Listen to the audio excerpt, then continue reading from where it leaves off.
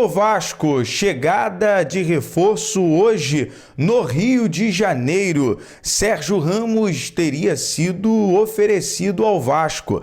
Fala galera, sejam todos bem-vindos ao canal do Jonatas Santos, chegando com tudo nesta quarta-feira, trazendo as últimas notícias e informações do Clube de Regatas Vasco da Gama. Mas antes, é claro, na humildade, na moral, se você não é inscrito aqui no canal, o botão vermelho aqui abaixo escrito inscreva-se.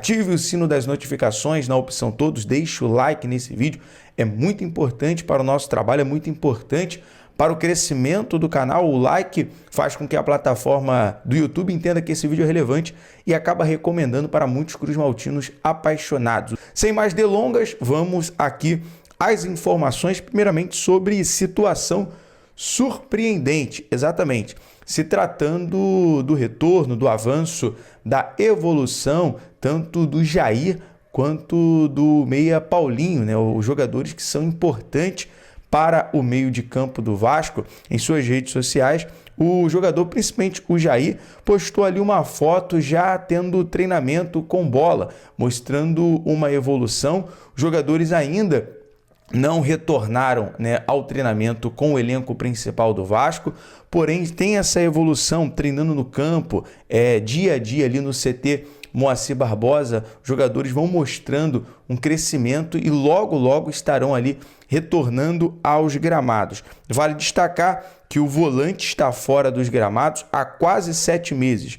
Isso porque em fevereiro deste ano ele rompeu o ligamento cruzado, né? Ele teve uma LCA e no joelho esquerdo no clássico contra o Flamengo, ainda pelo Campeonato Carioca. Então, uma boa notícia, uma excelente notícia. O mesmo, galera, vale também para o Paulinho. Tanto o Jair e o Paulinho, a dupla importante aí nessa recuperação, logo estarão aí 100% para estar à disposição do técnico Rafael Paiva. Podemos dizer que serão reforços caseiros, né, chegando aí para o Vasco no final da temporada. Bom, vamos falar, se tratando em reforço, hoje teremos a chegada do novo reforço do Vasco. Já regularizado, o Maximiliano Domingues chega ao Rio de Janeiro na tarde desta quarta-feira. Então, daqui a pouco, nós estaremos nos dirigindo para o aeroporto do Galeão, no desembarque internacional, para você acompanhar aqui ao vivo. Vamos falar bastante sobre as características do jogador, a avaliação sobre o jogador e, claro, aguardando as primeiras palavras do último reforço, basicamente da janela internacional que fechou na última segunda-feira, dia 2. O suíço Domingues, que é esperado hoje, o meio atacante de 28 anos, chega em definitivo para assinar com o clube por cerca de 1,5 milhões de euros, 9 milhões de reais na cotação atual. O contrato será de 4 anos. Ele que vai se apresentar no CT Moacir Barbosa, realizar exames e logo aí à disposição do técnico Rafael Paiva, já que o mesmo está regularizado. Bom, uma das facilidades que o jogador tem, o suíço tem, é na adaptação. Exatamente, em relação a ele que sabe falar francês, inglês, espanhol, se adaptou bastante aí nesse período no Gil Vicente, teve uma despedida até mesmo emocionante. Era um jogador muito querido pelos jogadores e pelos torcedores também, pelo trabalho que ele fez no clube. E o jogador é conhecido como versátil em relação à sua técnica, à sua forma tática, física também, na sua qualidade, e poliglota. Então, é bem provável ele ter a resposta da nossa pergunta em relação à expectativa, um recado para o torcedor cruzmaltino em português. Então, teremos logo mais a chegada do novo reforço, o Maximiliano Domingues, o meia que faz ali o papel de ponta também. Ele tem a característica parecida com o Paulinho, mas também vai suprir essa necessidade pós a lesão do Adson.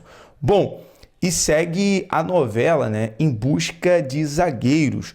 Ontem, vou deixar no link final, na tela final do vídeo e também no primeiro comentário fixado, o vídeo que nós gravamos ontem em relação a zagueiros que estão livres no mercado. Lembrando que o Vasco até o momento não tem negociação com nenhum desses zagueiros, tá, galera? É uma suposição, são jogadores que estão à disposição.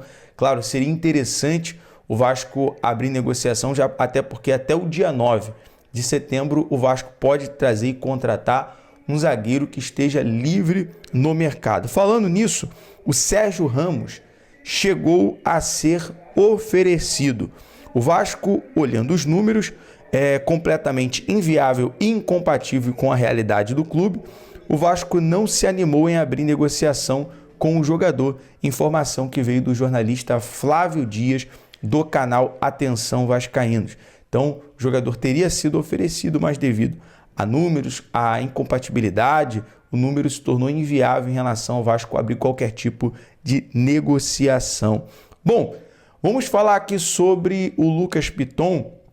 Em entrevista ao site oficial do Vasco, o lateral esquerdo abriu o coração, se declarou ao Vasco, falou em relação à parceria dele também com o atacante Verratti, ao entrosamento dos jogadores.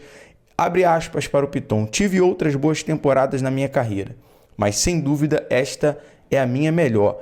A seleção segue sendo o objetivo de todo atleta, pensá-la em defendê-la.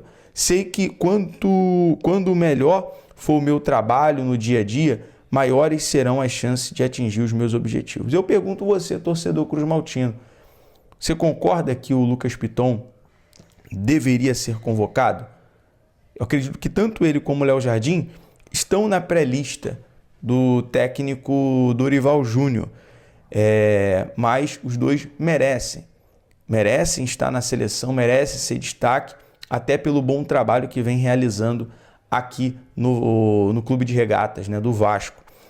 E claro, muitos torcedores, é um assunto que divide opinião, por conta os torcedores muitas das vezes temer que o jogador vá servir uma seleção brasileira, por exemplo, e acaba se lesionando, acaba se machucando e perdendo para a temporada. Mas eu quero saber também aqui a sua opinião. E ele falou também, exaltou a parceria com o Verratti, seu companheiro, o entrosamento com o Verratti. A parceria com o Verratti vem dando certo. Nos entrosamos rapidamente e espero que continue dando certo. Finalizou, o lateral vascaíno.